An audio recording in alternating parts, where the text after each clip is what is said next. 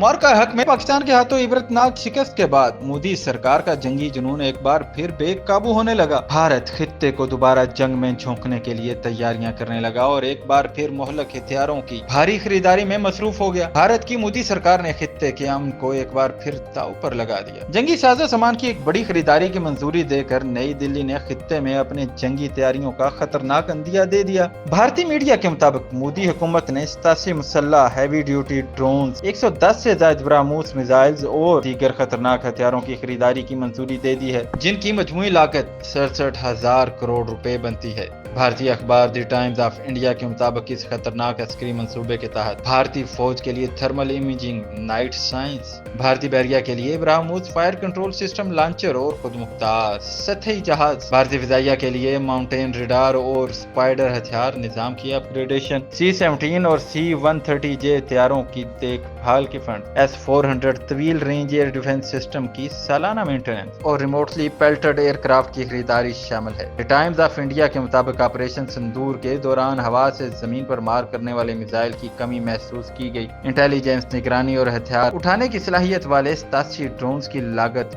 20,000 करोड़ रुपए होगी। भारतीय मीडिया के मुताबिक मोहलक हथियारों का मजमुआ तश्कील देना मोदी सरकार की ऑपरेशनल तैयारियों में नाकामी का एतराफ है। S-400 एयर डिफेंस सिस्टम की मेंटेनेंस जंग में पाकिस्तान के हाथों बड़ी तबाही का मुंह बोलता सबूत है। जंगी हथियारों की भरमार करके मोदी पाकिस्तान पर एक बार फिर जारियत की तैयारी में मशगूल है। पाकिस्तान ने मार्का हक में भारत का बड़ा अस्करी नुकसान करके साबित किया कि किसी भी जारियत का मुंह तोड़ जवाब दिया जाएगा।